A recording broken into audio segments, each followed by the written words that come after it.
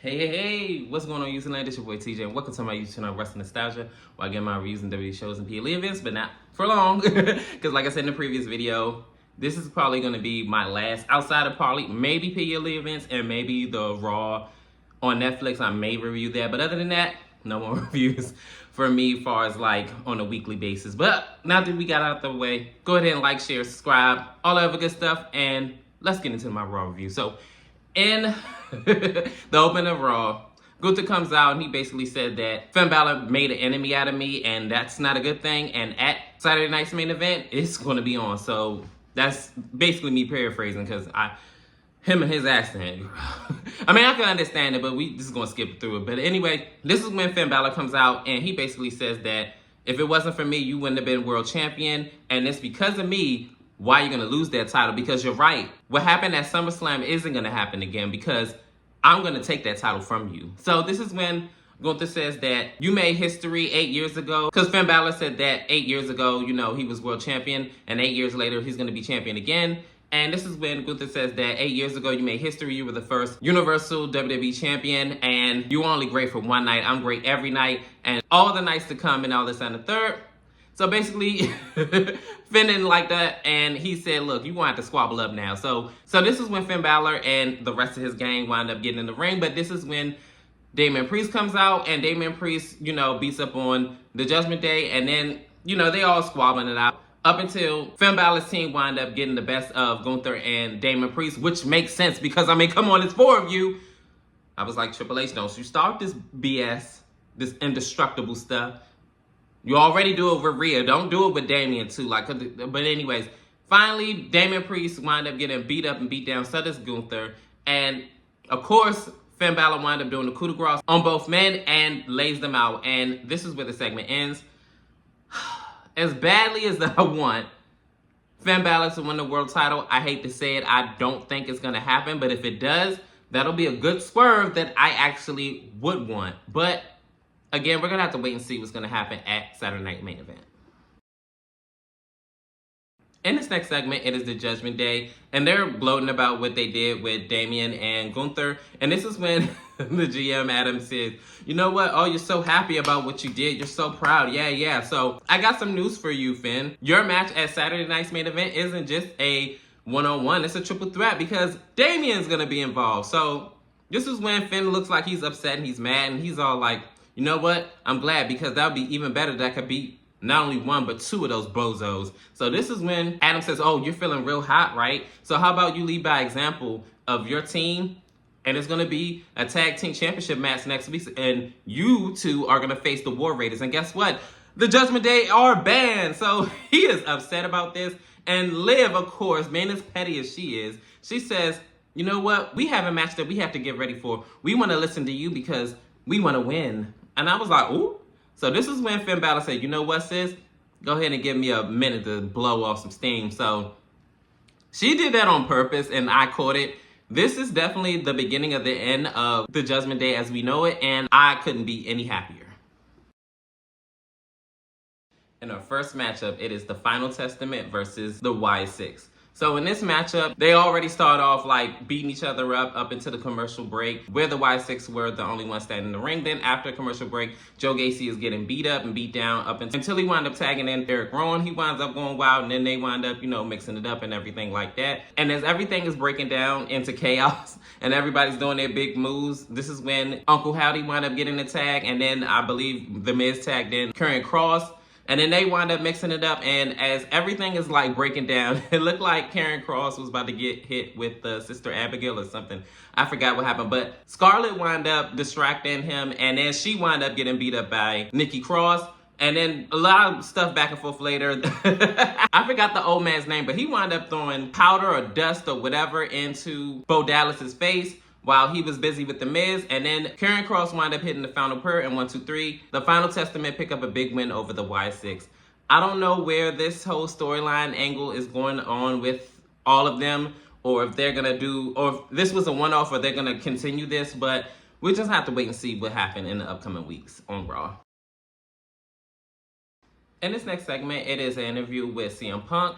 And of course, the interviewer asked him what was the favor that Paul Heyman was supposed to give him. So he said, look, that's, not the right time and not the right place to do that. Say it in a later date. And then this is when she said, okay, what's up with you and Seth Rollins? Like, why does he have so much hate and animosity to you? And this is when he said that a 16-year-old Seth had asked him to train with him for free to become a WWE pro wrestler. And this is when he said that, this is the major part that he's missing out on. At one point in time, he was on the list to be fired. He wants to be on the top 10 list of people that are the greatest of all time. And he wants to be the best in the world. And if I had to live in my own shadow, which everything he's done, I've done better. And first, I would hate me too. So obviously, it's still bad blood there. And to CM Punk's recollection, he just don't understand where all the hate is coming from, being as though that he was Seth's Shield at one point. And he just is lost in the sauce about like where the hate came from. But we're gonna see what's gonna happen, if this is gonna culminate at WrestleMania or not, and where this rivalry is gonna go. But we're gonna have to wait and see where everything leads to with these two, because trust and believe, it's still bad blood. In this next matchup, it is Liv Morgan versus Dakota Kai. And the first half of this matchup, Dakota Kai is getting the best of Liv Morgan, and she's like out wrestling her up until Liv Morgan winds up throwing her over the ropes, and then she hits the steel steps. And then after commercial break, Liv Morgan is getting the best of Dakota Kai. A little bit back and forth later, this is when, for some reason, Pure Fusion Collective come out, and they're distracting Dakota Kai, and Dakota Kai is trying to battle everyone at once. But she did a really good job and a really good showing. But unfortunately, with everything going on, she wound up getting hit with the Oblivion after missing her Scorpion Kick, I think it was called. And then 1, 2, 3, Liv Morgan winds up pinning Dakota Kai. And then this is when Pure Fusion Collection wound up beating up on Dakota Kai. And then Damage Control wound up coming in for the save. But right after they beat down and beat up on Pure Fusion Collective, this is when Liv Morgan winds up hitting the Oblivion on Io Sky, which looked very gnarly. And then that Oblivion that she hit on Dakota Kai was like perfect transition. And the way that Io landed, it looked like her neck just cracked, and she did all great selling. But anyway, this is where the segment ends, with Liv Morgan on top with her Women's World Championship. As we all know, Saturday night's main event is going to be Io Shirai versus Liv Morgan for the Women's World Championship. And we're going to see if Io's going to take home her first Women's World Championship and then become the Women's Grand Slam champion, the 7th ever, I believe. Or she's going to come out empty-handed and Liv Morgan is going to walk away still champion. We're going to have to wait and see.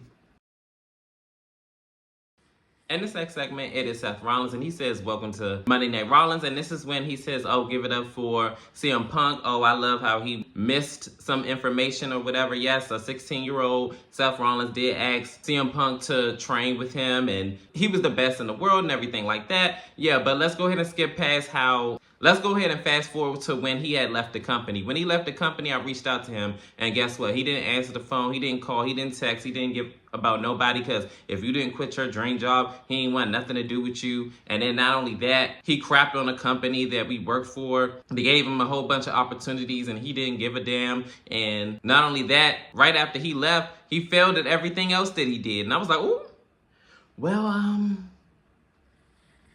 there was no lies told or that. But anyways, so basically this is the whole gist of why he and CM Punk don't get along with each other. This is when Sami Zayn comes out, and Sami Zayn says, basically, I apologize to, rush to conclusions and think that you attacked Jey Uso. And then this is when Seth Rollins says, like, I was the first one that came to your mind. Like, our kids play together, and like, we're like this, man. And then you just popped and you just thought it was me. So this is when Sami says that, oh, well, you were talking more like you're Drew McIntyre than Seth Rollins. So that's why I thought it was you, because it just wasn't, this is not who I was accustomed to, who I know. So this is when they go back and forth. So basically, Seth says that, hey, I accept your apology. You got business dealing with Drew McIntyre. Sami Zayn says that basically at Saturday night's main event, it's going to be Drew versus Sami Zayn. So as he's walking off and the match is official, it's so official, he wound up getting attacked by Drew McIntyre, and he lays him out, and this is where the segment ends. I'm not going to lie, I'm still on CM Punk's side. I don't care.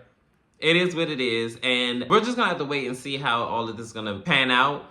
And if CM Punk and Seth Rollins are going to have a one-on-one match at WrestleMania, or CM Punk is going to get a World Championship opportunity at WrestleMania. We just don't know. We're just going to have to wait and see how everything turns out.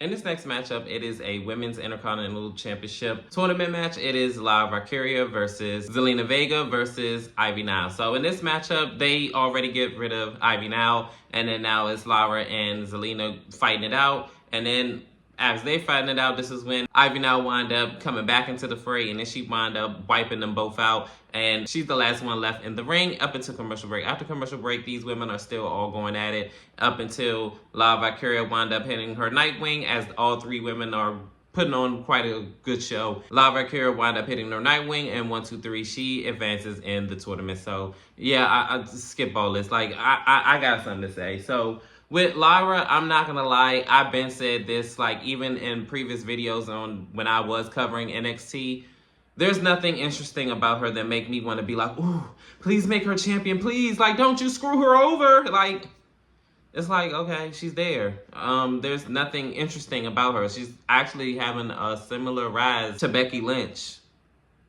And it's just, there's nothing interesting about her that make me want to get behind this Lyra thing. There's like, since her call up, which I don't understand, why in the world would they call her up? Was it because they wanted to replace Becky Lynch?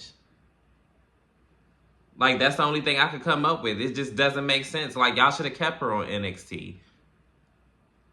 And then she was NXT Women's Champion on top of that. Like, are you serious? There was nothing that warranted that championship switch between her and Becky outside of them having similar backgrounds.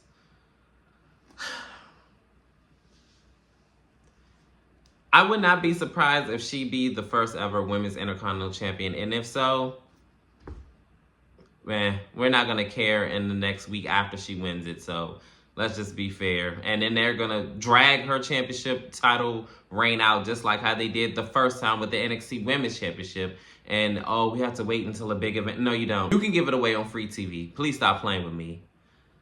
Whatever, WWE. Congratulations. In this next segment, it is the New Day, and they're trying to conduct an interview.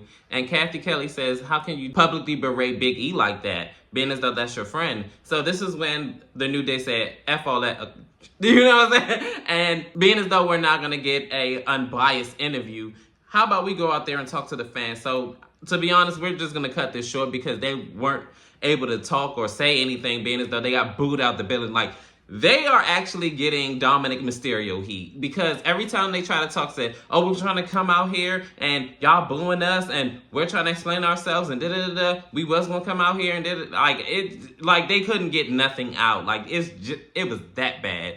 And this is where the segment ends with them saying, you know what, forget it, and they dropped the mic. And it's crazy because they cheered like, yeah, get out of here. And rightfully so, because, I mean, come on, F out of here. Like, you sat up there and really got rid of Big E because of a broken neck. Are you kidding me? Like, at least he's trying. But anyway, this is where the segment ends. We're going to see where this whole New Day storyline is going to head them and lead them, because, whew, they got some vitriolic heat. And it looks like they're going to be the new top heel tag team in WWE.